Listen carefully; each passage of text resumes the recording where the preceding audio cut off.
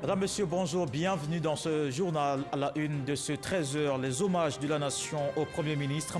Il a imprimé à l'action gouvernementale son rythme et sa cohérence, déclare la ministre Kandia Camara. La Côte d'Ivoire reconnaît le mérite de l'illustre disparu. Les obsèques nationales d'Amadou Gon Coulibaly ont débuté ce mardi au palais de la présidence. Il a été élevé à la dignité de Grand Croix. Des obsèques nationales auxquelles participent plusieurs personnalités étrangères. Le ministre français de l'Europe et des Affaires étrangères est à Abidjan. Jean-Yves Le Drian, porteur d'un message de compassion du président Emmanuel Macron à son homologue ivoirien.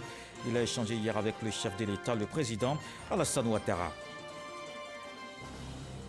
Et puis dans ce deuil, la lutte contre la Covid-19 se poursuit. La pandémie n'est pas terminée. Les autorités sanitaires appellent à plus de vigilance et de prudence. La Côte d'Ivoire a enregistré hier 106 nouveaux cas. Le nombre total est de 12 872. La Côte d'Ivoire s'arrête ce mardi, le temps du recueillement. Le pays rassemblé dans la douleur rend un hommage national au Premier ministre Amadou Gon Coulibaly. Le président de la République et la première dame s'inclinent sur la dépouille mortelle. La cérémonie tenue ce matin sur l'esplanade du palais de la présidence au plateau. À cet hommage ont pris part Macky Sall, le président du Sénégal, l'émissaire du président français Jean-Yves Le Drian, ministre de l'Europe et des Affaires étrangères. On note aussi la participation de nombreuses délégations officielles venues d'autres pays.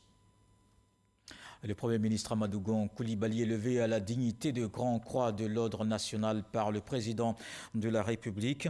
Une distinction à titre posthume. Alassane Ouattara a remis les insignes de son grade à sa famille. Une distinction pour saluer les qualités d'homme d'État du chef du gouvernement décédé le 8 juillet dernier. Et puis les témoignages sont concordants. Tout le monde se met d'accord sur ses qualités de technocrate et d'homme politique. C'est la grande chancelière qui a prononcé l'oraison funèbre. Je vous propose de l'écouter. Je ne peux pas me résoudre à parler d'Amadou au passé. Il est là. Je le sens ici même, dans mon cœur et dans le cœur de celui de chacun présent ici. Et pourtant, on ne l'écoutera plus présenter de manière rigoureuse ses dossiers. On n'entendra plus le lion rugir. Le fils, l'époux, le frère, le père est désormais couché. Pour toujours, sans voix, Amadou Gon Coulibaly s'en est allé. Travailleur infatigable, chacun le sait. Un travail d'orfèvre, toujours bien fait, d'une loyauté sans faille à la cause qui lui tenait à cœur et à l'homme qui l'a protégé, qui l'a porté. D'une attention constante aux Ivoiriens, à leurs besoins, avec une volonté acharnée de rendre ce pays d'ailleurs meilleur pour ses enfants. Et tout cela dans la discrétion et la modestie que tous nous admirons. Mesdames et messieurs, à quelques mois d'une échéance importante, l'unanimité que nous observons autour d'Amadou, cette unanimité n'est-elle pas un signe pour rappeler à nos compatriotes, à nos leaders politiques, de tous horizons, que la paix dans laquelle nous vivons doit être considérée comme un bien commun à préserver. Je saisis cette triste occasion pour dire, chers Ivoiriens, chers frères et sœurs, vous que vous soyez jeunes ou vieux, hommes ou femmes, du nord ou du sud, puisse la sagesse qui a permis aux ancêtres d'Amadou Gon Coulibaly, à l'époque de Almami Samori Touré, de faire l'économie d'un affrontement, nous inspirer tous. Aux jeunes de ce pays, je veux dire ceci. Souvenez-vous, c'est par les voies du travail et de la compétence qu'Amadou Gon Coulibaly est monté pas à pas jusqu'au sommet.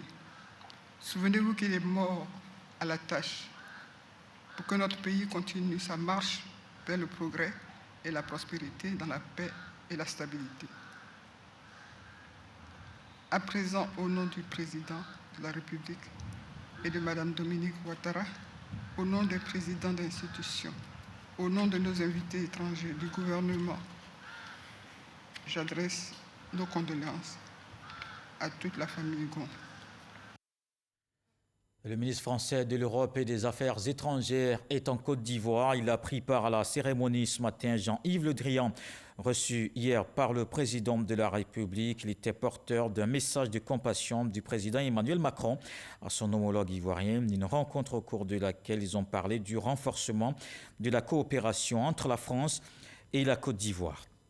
Et ces obsèques nationales voient aussi la participation du président du Sénégal.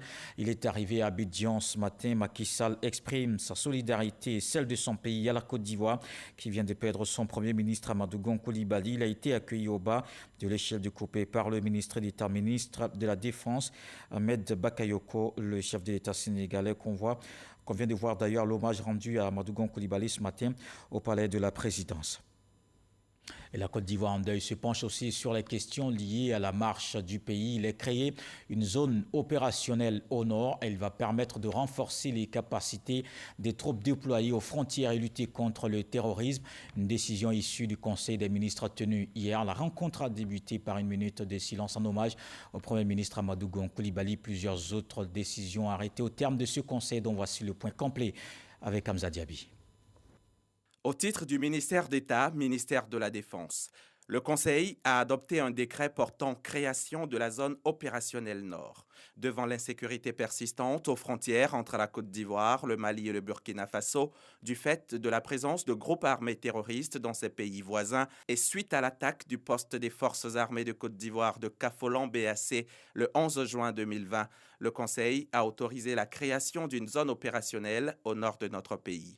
Cette zone opérationnelle nord permettra de passer de la phase de surveillance des frontières à une posture défensive avec une forte capacité de réversibilité en mission offensive en vue d'empêcher toute infiltration de ces groupes armés sur le territoire national. La zone opérationnelle nord aura pour objectif de renforcer les capacités opérationnelles des troupes déployées dans le cadre de l'opération Frontières étanches, particulièrement dans la partie nord de la Côte d'Ivoire, de disposer d'un commandement unique pour les opérations militaires et pour toutes les activités relevant de la défense opérationnelle du territoire en vue d'une meilleure coordination entre l'ensemble des forces de défense et de sécurité en service dans la zone concernée, d'organiser la défense civile en matière de lutte contre le terrorisme et d'en assurer la coordination avec les opérations militaires, de créer les conditions des longs séjours des officiers à responsabilité pour une meilleure connaissance du terrain, des populations, des différents animateurs et coordonnateurs des opérations.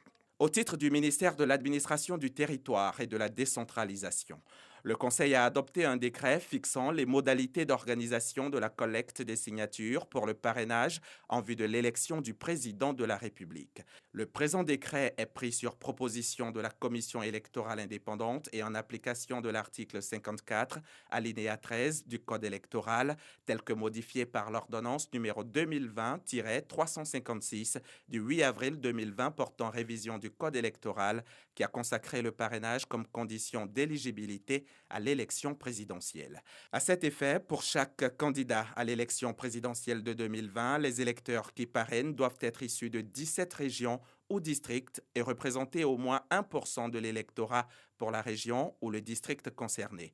Ainsi, ce décret prévoit certaines règles concernant la collecte des signatures pour le parrainage, notamment l'institution d'un coordonnateur central désigné par le candidat à la candidature et chargé de centraliser les listes de signatures recueillies par région et district autonome, l'institution d'un collecteur régional et des collecteurs délégués également désignés par le candidat à la candidature, chargés respectivement de centraliser les listes de signatures au niveau du district et de la région au nom et pour le compte du candidat à la candidature et de recueillir au niveau du département, de la sous-préfecture, de la commune ou du village les signatures pour le dit candidat. L'obligation pour le candidat de mentionner les régions ou districts autonomes où le parrainage a été obtenu, ainsi que le pourcentage d'électeurs y ayant parrainé la candidature. l'obligation d'indiquer l'identité des électeurs qui parrainent la candidature, l'impossibilité pour l'électeur de parrainer plus d'un candidat. Le prochain Conseil des ministres se tiendra le mercredi 29 juillet 2020.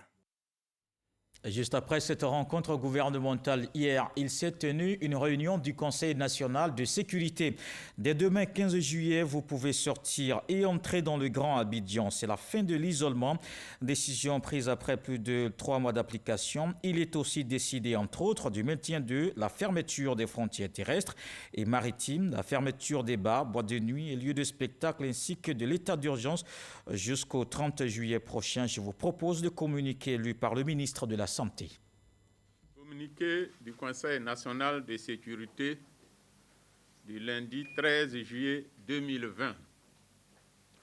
Le président de la République, son Excellence M. Alassane Ouattara, a présidé ce lundi 13 juillet 2020 une réunion du Conseil national de sécurité.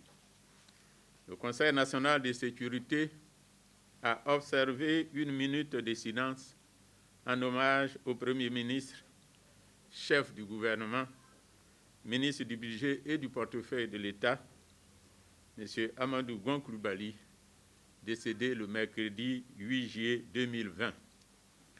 Le Conseil national de sécurité a salué l'immense contribution de l'illustre disparu dans la gestion de notre pays et des politiques et actions au plus haut niveau de l'État.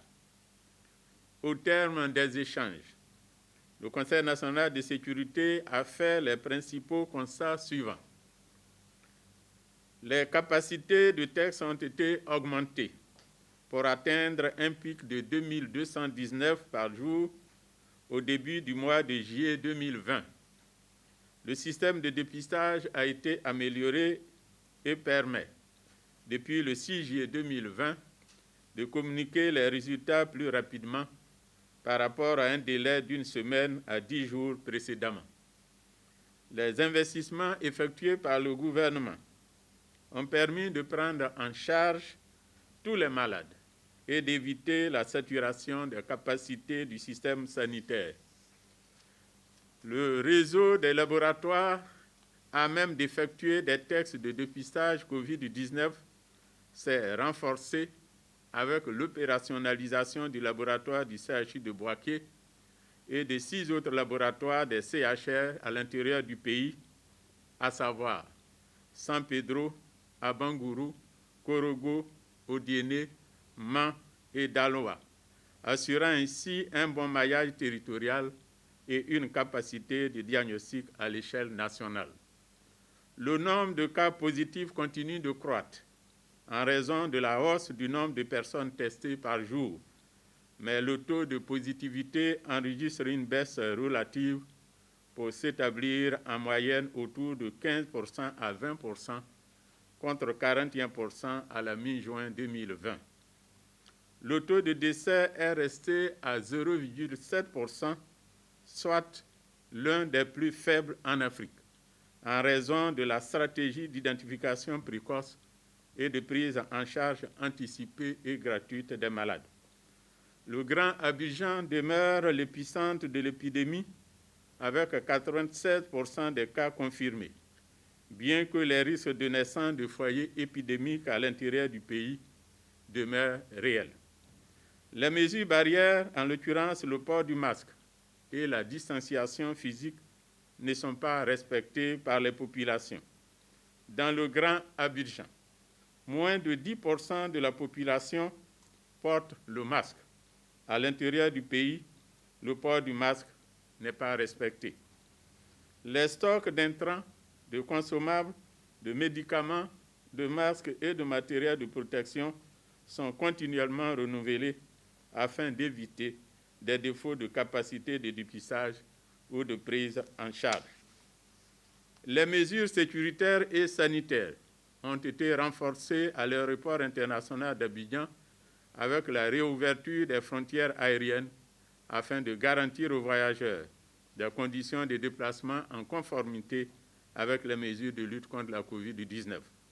Au regard de ce qui précède et tenant compte de l'opérationnalisation des 5 hubs régionaux de prise en charge à l'intérieur du pays que sont Boaké, San Pedro, déjà opérationnels, et Gagnoua, Korogo et Abangourou, en voie d'achèvement, le Conseil national de sécurité décide, après avis du comité scientifique, du maintien de l'état d'urgence jusqu'au 30 juillet 2020, du maintien de la fermeture des frontières terrestres et maritimes, de la fin de l'isolement du Grand Abidjan à partir du 15 juillet 2020, du contrôle systématique du port de masque dans les véhicules et les lieux publics, ainsi que l'application des mesures coercitives définies par décret, du maintien de la fermeture des bars, des boîtes de nuit, des cinémas et lieux de spectacle, du confinement obligatoire de toutes les personnes vulnérables, y compris les femmes enceintes, du renforcement de la sensibilisation communautaire en vue d'un changement de comportement, surtout à travers une plus grande implication des jeunes et des femmes encadrés par les communes. Le Conseil national de sécurité en appelle encore une fois à la responsabilité individuelle et collective des populations sur l'obligation du port de masque et du respect de la distanciation physique nécessaire pour briser la chaîne de transmission de la COVID-19. Le Conseil national de sécurité félicite le personnel soignant, les forces de défense et de sécurité, ainsi que tous les autres acteurs en première ligne pour leurs efforts sans relâche afin de permettre à notre pays de continuer d'apporter une réponse appropriée à la crise sanitaire liée à la COVID-19, faite à Abidjan le 13 juillet 2020. Des mesures d'allègement qui ne signifient pas la fin de la pandémie. La lutte contre la COVID-19 se poursuit.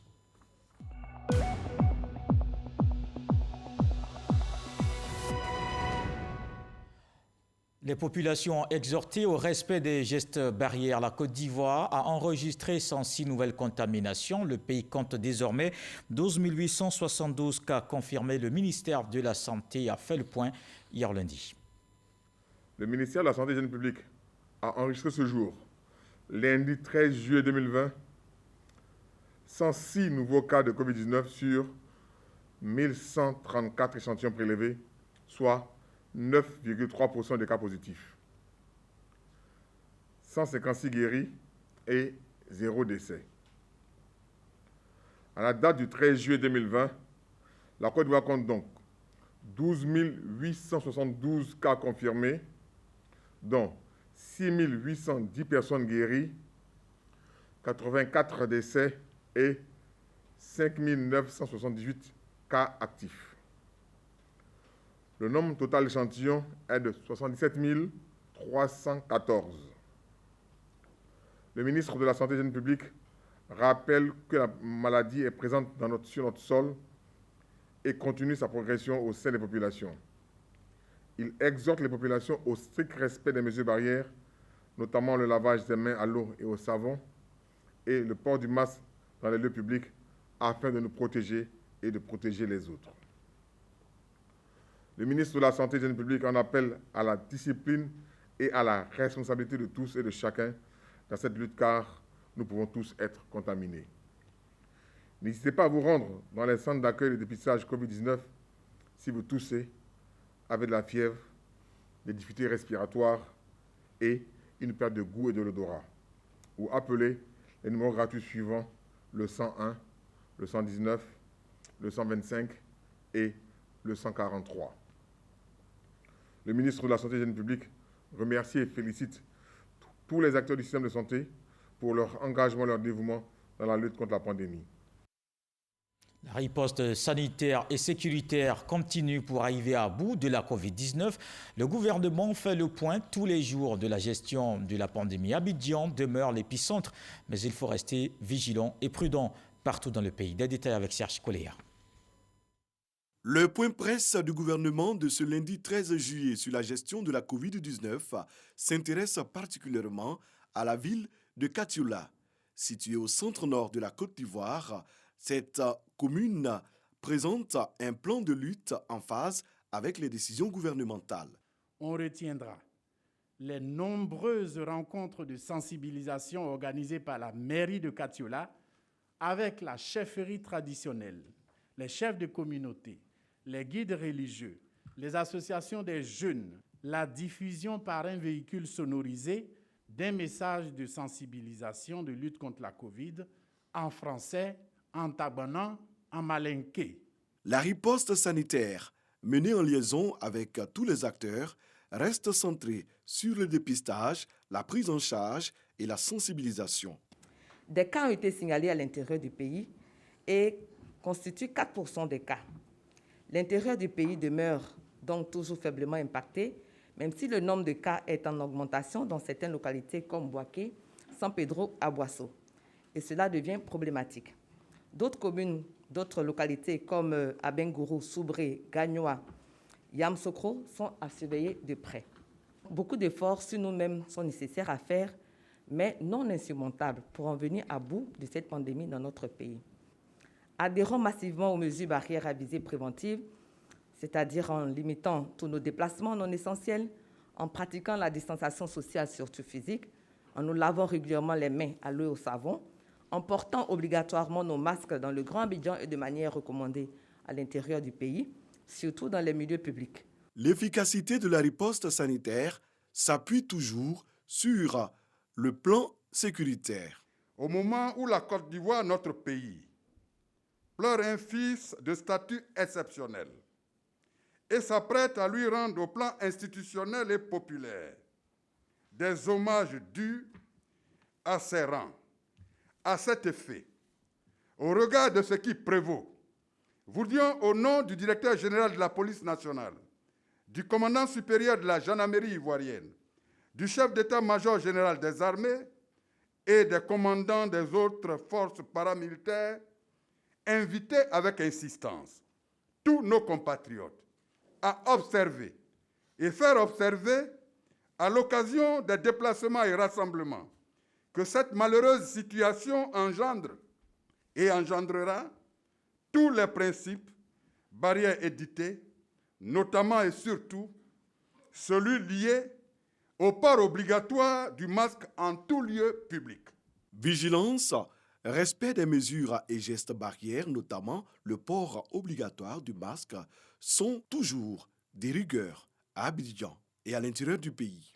BEPC 2020, c'est le deuxième jour de composition. 503 472 candidats affrontent depuis lundi les épreuves écrites et sont repartis dans 799 centres dans tout le pays pour cette session du brevet d'études du premier cycle. Ces évaluations vont prendre fin demain mercredi 15 juillet. La proclamation des résultats est prévue le mardi 28 de ce même mois de juillet.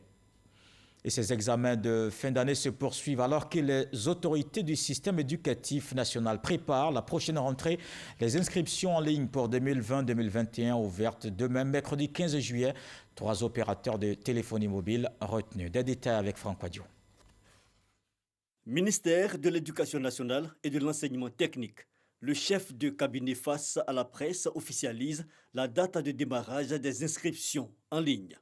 Pour l'année scolaire 2020-2021, l'inscription en ligne débute le mercredi 15 juillet 2020 avec les mêmes partenaires et prend fin le dimanche 13 septembre 2020 à minuit. Mais comment se déroulera le processus? Un tour au bureau du responsable du système d'information à la direction des stratégies du ministère. Le mode opératoire pour cette année scolaire est pratiquement le même que celui de l'année précédente. Il est primordial de connaître le matricule de l'élève ou le code du nouvel établissement en cas de changement. Le code est mis. Tout de suite, il est demandé aux parents de fournir le matricule. Et ensuite, le système va récapituler les informations, le nom de l'élève, son établissement actuel, le niveau dans lequel il est et le montant qu'il doit payer. Donc, si les informations sont correctes, il passe à la validation jusqu'à ce qu'il soit débité par son opérateur mobile money. Ici, la transaction est tracée en temps réel et le reçu édité à partir du site. De plus, des dispositions sont prises pour les éventuels problèmes de connectivité. Comme il y a une période de pic, à la dernière semaine avant l'inscription en ligne, vous allez voir qu'on va se retrouver avec un volume de près de 150 000 inscriptions par jour. Cette année, nous avons pris des dispositions pour corser encore les serveurs. En fait, lancer un appel aux parents. Plus vite vous inscrivez l'enfant, plus vite vous vous rendez compte s'il y a un problème par derrière. Est-ce que l'établissement a effectivement donné la bonne décision de fin d'année? Des recommandations, mais aussi des décisions prises pour préserver la qualité de l'enseignement, contexte pandémique oblige. Pour la rentrée scolaire 2020-2021, Madame le ministre nous a instruit de relever le défi de la qualité de l'enseignement du fait de la COVID-19. C'est pourquoi un mois d'enseignement sera consacré à une révision complète de tous les programmes pour mettre tous les élèves à niveau dès la rentrée scolaire en septembre 2020-2021. Rentrée des classes fixée au 14 septembre 2020, au lendemain de la clôture des inscriptions en ligne. Déconstruire les préjugés, c'est à cet exercice que s'est prêté le président de l'université Félix Houphouët-Boigny d'Abidjan. Il était face aux médias. Lors du point presse de l'Union nationale des journalistes de Côte d'Ivoire, il s'est prononcé sur les contributions de l'université, ce centre de recherche dans la lutte contre la Covid-19. On fait le point avec Salima Toudia. Invité du Presse Club de l'Union nationale des journalistes de Côte d'Ivoire, c'est un bilan tangible des activités de l'université Félix Houphouët-Boigny que présente le professeur Abou Karamoko dans les domaines de la pédagogie, de la recherche ou encore de la coopération interuniversitaire. Au titre de la pédagogie, le reformatage des maquettes pédagogiques et des offres de formation de 13 UFR conformément aux normes internationales du LMD. Le règlement intérieur des aires d'enseignement et d'encadrement. Au titre de la recherche, la création de 4 écoles doctorales selon les exigences du LMD. La réforme des laboratoires pour mutualiser les ressources humaines et matérielles et donner une meilleure formation aux doctorants. Et dans le cadre de cette réforme, le nombre de laboratoires est passé de 95 à 31. Les frais d'inscription pédagogique dans les écoles doctorales sont passés de 90 000 francs CFA à 590 000 francs CFA. Le président explique le bien fondé.